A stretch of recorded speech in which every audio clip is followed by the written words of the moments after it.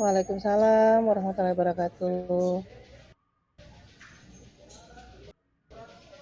Alhamdulillah, kami dari kelompok 10 ingin mempresentasikan hasil diskusi kami tadi malam, yaitu mengenai tugas LKK 301.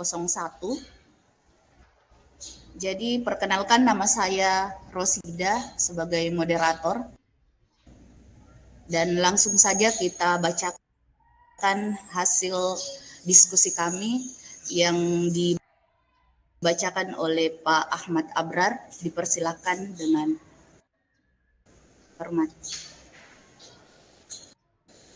Halo. Halo. Halo. Halo. Ya. Ya. Gimana? Suaranya sudah kedengar? Sudah.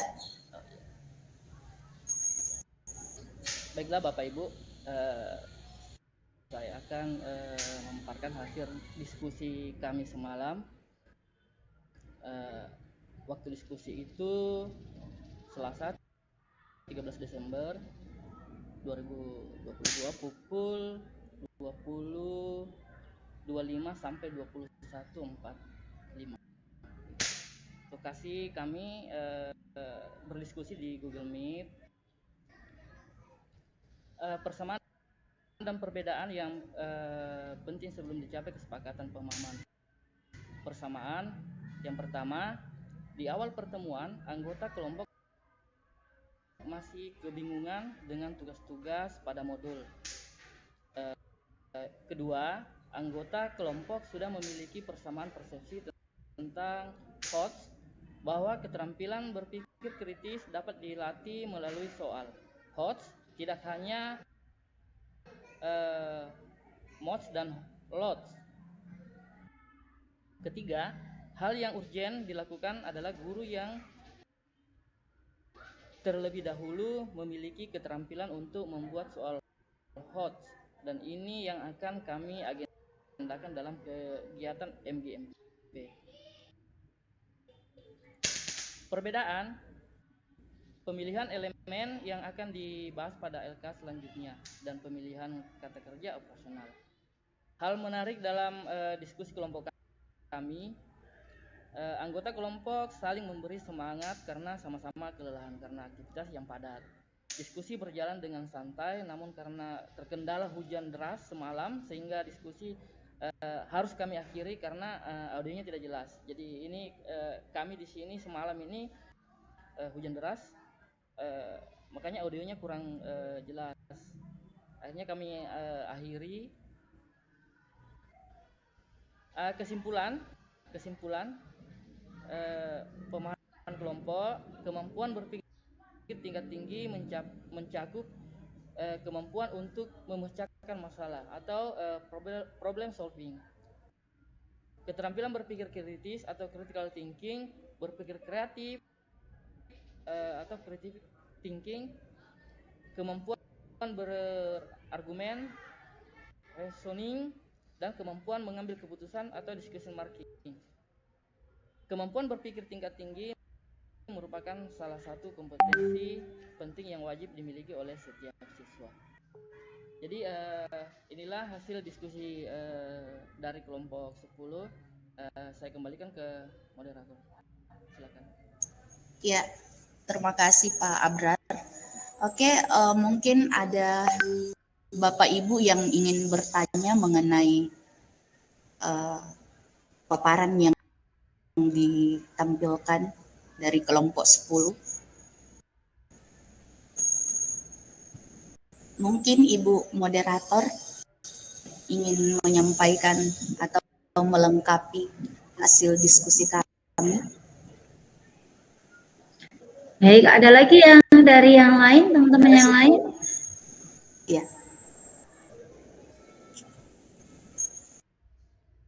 Dari teman-teman yang lain ada yang mau sharing lagi?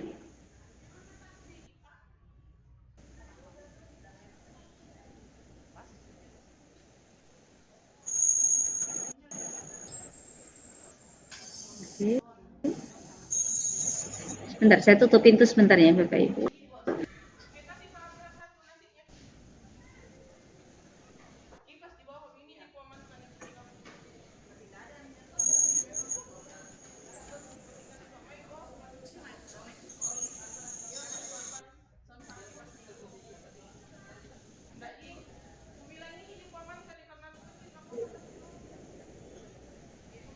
yang mau ditambahkan lagi?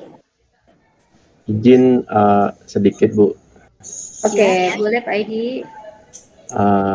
Terima kasih atas waktunya. Mungkin ini sekedar sharing juga ya tentang permasalahan di sekolah. Inginnya sih pada saat sumatif misalkan saya juga menggunakan soal-soal HOTS. Tetapi kadang terkendalanya karena saking banyaknya siswa, kalau itu misalkan kita evaluasi secara manual, kalau saya itu mengampu 378 siswa. Anggaplah misalkan kalau seperti teknisnya Pak Awaludin ya, yang tadi yang di awal, kita anggaplah ngasih 4 soal, masing-masing siswa, jadi kali 378 dengan waktu yang mungkin terbatas, apakah bisa nanti dialihkan ke model soal yang pilihan ganda kompleks yang seperti itu? Mungkin untuk Ibu narasumber juga mohon masukannya. Karena kan ada LMS yang di Moodle itu bisa dia mengakomodir soal yang dengan model menjawabnya bisa pilihan ganda kompleks, bisa drag and drop, bisa fill in the blank, tapi jawabannya harus pas seperti itu. Apakah harus diperiksa manual caranya itu untuk semua soal HOTS itu? Apakah boleh dikreasikan dengan cara memeriksanya ya pilihan ganda kompleks, biar nanti kalau pakai LMS, kalau di saya pakai Moodle, bisa mesinnya yang meriksa nanti secara otomatis ke 378 siswanya. Mohon masukannya pada semua teman-teman.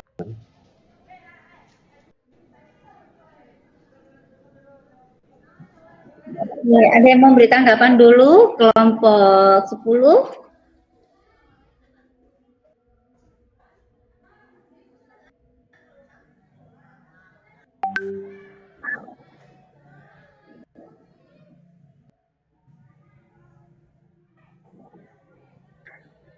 Ada yang mau menambahkan dulu? Mohon izin Bu, saya menambahkan sedikit. Boleh. Iya, tadi terima kasih pertanyaannya tadi dari Pak Edi. Iya. Iya, jadi saya menanggapi sedikit Pak. Jadi saya lakukan juga di kelas yang saya ampu itu karena seperti yang Bapak bilang tadi itu agak sulit memang kalau kita mau menggunakan HOT di semua kegiatan assessment. Sementara kelas yang siswa yang kita ampu itu banyak. Jadi saya dengan teman saya itu Ibu Jamila, karena kami berbagi kelas, berbagi tingkatan, kami menggunakan platform Wordwall Pak. Jadi di situ ada pilihan meskipun platformnya itu bukan yang premium, Wordwall-nya maaf, bukan yang premium sehingga ada pembatasan untuk pemilihan soal, tetapi di situ selain ada pilihan ganda, di situ ada soal isian bukan Wordwall, Kahoot maksud saya. Di situ ada pilihan soal untuk esai, ada isian singkat, dan ada pilihan ganda. Sehingga siswa di kelas 7 itu sudah terbiasa melihat soal semacam itu.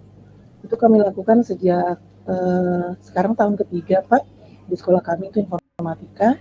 Jadi kami sudah lakukan di tahun awal penggunaan platform interaktif seperti itu. Meskipun untuk soal yang lebih hot lagi itu kami pun masih belajar Pak sampai saat ini.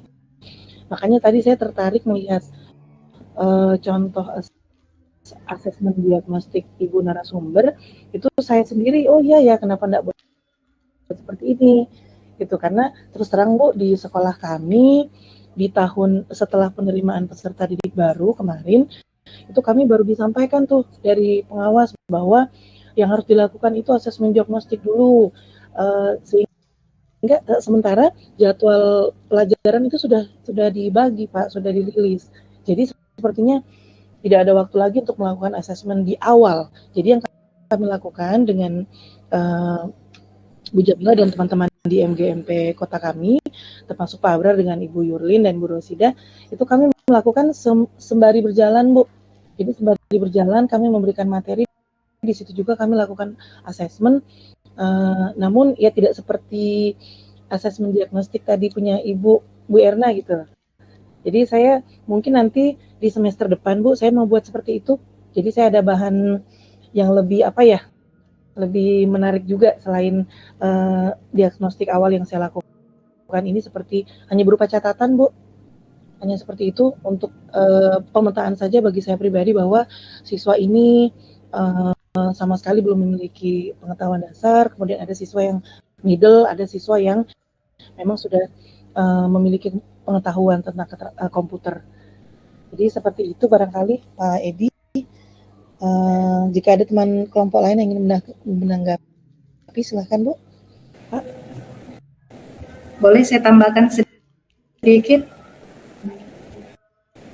Boleh Bu Jamila, silahkan. Tadi saya sudah menyimak pertanyaan dari Pak Gede, kayaknya dititik beratkan kepada bagaimana pemberian nilai yang esai.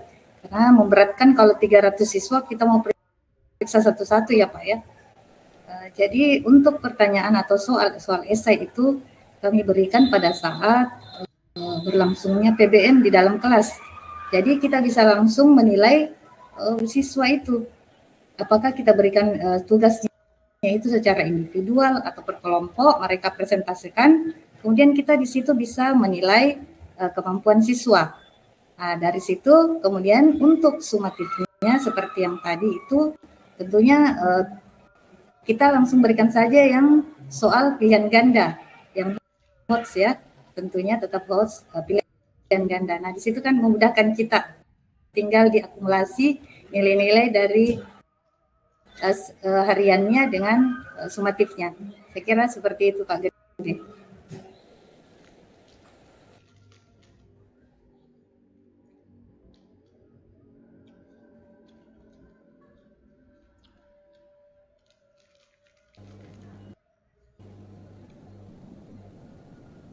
Ibu Rosid ya.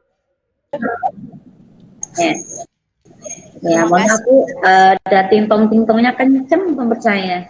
Terima kasih atas jawaban dari Ibu. Ya, bisa tambahin lagi ya, Bapak Ibu. Kita tuh belum libur Bapak Ibu. SSAS ini nanti ada kegiatan gitu ya.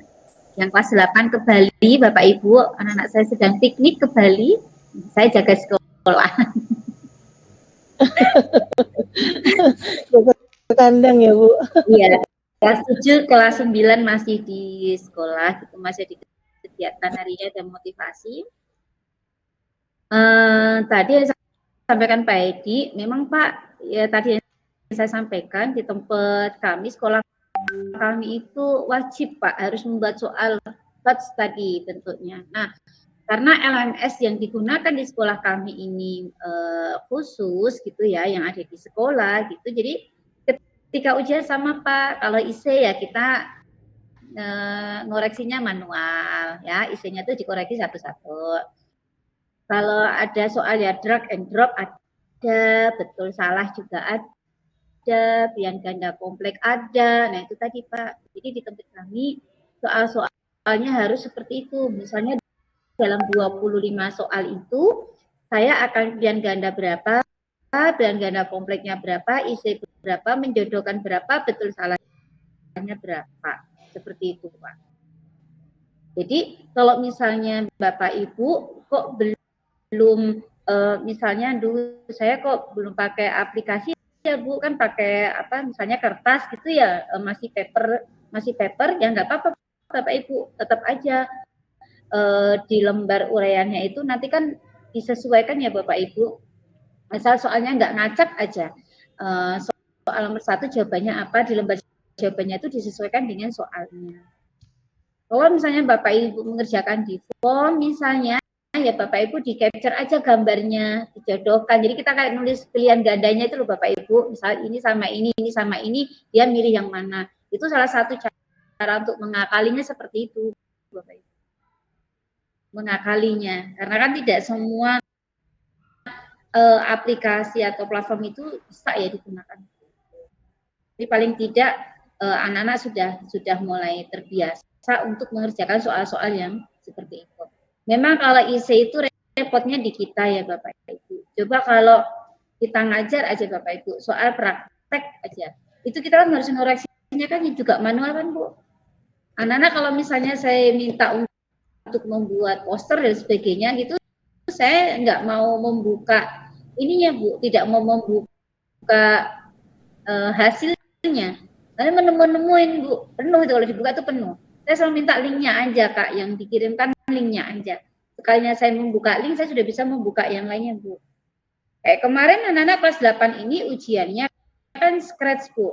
Saya juga yang saya meminta yang dikirimkan adalah linknya saja. Jadi ketika link saya langsung nge-play, memainkan yang hasil mereka. Gitu. Coba kalau saya dikirimkan hasil SP-nya Bu, bengek nanti ya laptop saya ya ratusan siswa. Gitu. Jadi sama Bapak Ibu Bapak Ibu yang ngakalin aja nih, kita kerjaannya juga banyak, tugasnya juga banyak, tapi kita pengen semuanya itu selesai dalam waktu yang bersamaan. Jadi kita yang harus memutar otak bagaimana supaya semua ini bisa selesai dengan tepat waktu, semua selesai bersamaan. Seperti itu, Kak Edi. Mungkin ada tambahan yang lain?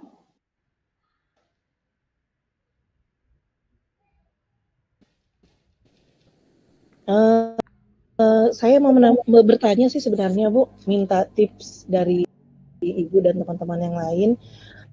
Karena kan kalau HOTS ini itu tentu saja siswa harus banyak memiliki perbendaharaan kata ya Bu, kosakatanya banyak. Nah, bagaimana cara untuk kita membiasakan siswa itu berliterasi Bu, sedikit dipaksa karena di sekolah itu iya kami sudah melakukan literasi digital maupun yang non digital itu, tapi di setiap akhir pembelajaran atau beberapa minggu itu saya selalu meminta siswa menuliskan refleksi Bu di stick note yang saya bagikan, kemudian siswa menempel. Tapi itu pun susah sekali Bu, hanya beberapa kata saja yang kita tuliskan. Ini sudah berjalan beberapa bulan masih seperti itu Bu. Jadi saya kira-kira seperti apa sih yang bisa saya lakukan Bu supaya siswa itu tertarik untuk menulis. Itu boro-boro membuat blog Bu, menuliskan kata di stick note saja itu ya kadang pun masih cuma nulis saya sangat senang. Atau misalnya saya memberikan game Bu, kuis seperti itu, saya minta refleksinya, ya cuman seperti itu Bu tulisannya. Padahal pertanyaannya apa yang kamu rasakan, apa kendalanya, apa harapannya ke depan, ya jawabnya cuma 3-4 kata Bu. Jadi ya. Kalau saya ini Bu berbagi ya Bu, kalau saya ketika meminta anak-anak itu untuk menuliskan itu pas ada saya Bu, jadi buka blognya, kalau misalnya ada, misalnya saya waktu itu tidak di lab, misalnya di kelas ya Bu ya, anak-anak itu kan kadang bawa HP dikumpulin Bu HP-nya, nah HP-nya diambil lagi, buka blognya ya di HP-nya anak-anak itu, terus kemudian linknya itu kan dikirimkan Bu, linknya itu dikirimkan ke GC ya, ke saya biasanya, dan nanti saya ngecek Bu, terus di awal tuh saya sampaikan Kak, ketika menjawab jawabannya panjang, bukan jawaban pendek. Saya selalu minta seperti itu. Kamu tuliskan aja, kayak kamu cerita kayak gitu. Saya sampaikan seperti itu, Bu. Jadi memaksa mereka untuk menulis. Gitu. Jadi di blognya mereka juga udah lumayan, Bu. Kayak Kak Sumi, Kak. Tuliskan pengalaman kalian yang sangat menyenangkan dan tidak terlupakan sampai saat ini. Senang banget Bu. Gambarnya gimana? Tambahkan gambar lagi. Saya seperti itu. Di blog itu cari gambar di internet yang menggambarkan peristiwa itu. Bu, saya waktu itu naik sepeda dikejar gugur, cari gambar di internet, naik sepeda dikejar gugur. Dicari, Bu. Dia dapat, dia cerita dari situ. Dia merecall kembali. Alhamdulillah jalan, Bu. Terus kemudian untuk yang literasi tadi, Bu, anak-anak juga kita ajarkan Google Sites juga ya, Bu ya. Jadi kalau Google Sites lebih private ya, karena di akunnya masing-masing. Kalau yang blog itu kan bisa di-share banyak orang gitu ya. Kalau yang untuk yang private sekali kita buat di akunnya mereka masing-masing. Kita ajarin, Bu, di Google Site-nya ke anak-anak. Emang agak lama sih, Bu, tetapi kalau itu sudah terbiasa, nanti anak-anak itu sudah terbiasa. Nah, dikerjakan. Pasti akan nanya, Bu, di blog, di site, atau di GC, Bu. Itu mesti jawabannya mereka tuh seperti itu. Jadi di awal kita kasih sesuatu yang menarik dulu, supaya dia akan ikut juga gitu. Jadi kayak di awal-awal sama, Bu, halnya sekarang membuat poster, ceritanya, Bu, membuat poster. Oke, sudah selesai semua, sudah. Sekarang posternya upload semua ke blog, sudah. Sekarang ceritakan poster yang dibuat. Ya dibuat, Bu, ada tulisannya. Bu, boleh nggak kalau sambil tulisannya itu lihat di internet? Saya sampaikan, Bu, lihat boleh, tetapi nggak boleh kopas. Kalian lihat, tapi menuliskannya dengan bahasa sendiri. Saya sampaikan seperti itu, Bu. Ya hasilnya ada, Bu. Tapi itu di waktu pelajaran kita, Bu. Kalau udah jadi PR, Bu, nah itu malah wassalam, Bu. Mana yang lupa, mana yang belum mengerjakan, mana yang ke pending, dan lain sebagainya. Maka saya lebih senang, Bu, kalau misalnya mengerjakan yang refleksi itu langsung, Bu, ketika waktu pelajaran. Itu kita bisa sambil muter. Kalau PR itu biasanya kalau membuat komik, kayak gitu saya PR-kan, kayak gitu. Buat infografis, itu saya PR-kan, karena bisa dikerjakan dalam waktu yang lama. Tetapi kalau yang refleksi seperti itu, contohnya tadi membuat poster itu PR, Bu. Setelah semua selesai, baru pas mau akhir itu tak suruh upload, Bu, terus dituliskan. Jadi waktunya saya kasih waktu panjang, misalnya 2 jam kan, Bu, 1 jam saya kasih untuk materi baru, nah 1 jamnya itu untuk membuat itu, Bu, mengupload kemudian menuliskan itu. Ya alhamdulillah jadi, Bu, blognya anak-anak. Semoga dicoba ya, Bu Widarti.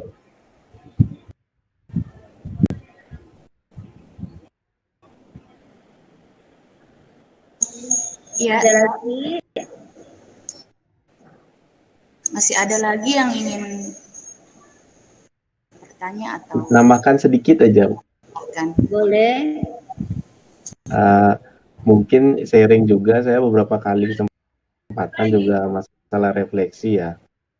Kalau medianya pakai elektronik, misalkan pakai LMS atau pakai apa itu ngirim di blog, bisa dicoba. Kalau anaknya malas nulis, bisa suruh buat audio rekaman untuk dikirim, atau buat video sekalian, karena ada yang anak-anak yang seneng gitu. Mereka lebih seneng ngomongnya pakai audio ketimbang nulis. Ada yang begitu.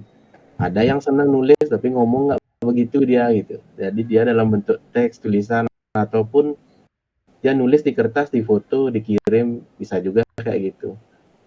Itu sedikit sharing aja. Ya, menarik Pak Edi. Gitu Bu Widarti, sama kayak kemarin saya juga gitu, Pak. Sukanya ngomong, record audio, Pak. Waktu kan diminta presentasi, malu katanya kalau kelihatan mukanya. Audionya aja ya, Bu. Ya, ada yang kepedean, Pak. Saya mukanya sama audio, Bu. Jadi video yang ini tampilan, nggak apa-apa gitu. Itu pun diposting semua loh, Pak. Di set itu. Saya punya satu set kolaborasi untuk semua kelas 8, untuk semua kelas 9 itu ada, Bapak. Jadi di-share di situ. Itu anak-anak tuh pede sekali. Saya bilang sekalian tuh pengennya kayak gimana, dengan cara apa, yaitu tadi kita belajar tentang berdiferensiasi tadi, Bapak Ibu. Berarti kita kan tidak memaksa juga ya harus bisa ini gitu, daripada aja nggak mengumpulkan gitu kan. Seperti itu yang dia suka. Makasih Pak Edi juga masukannya mungkin itu Bu Widarti.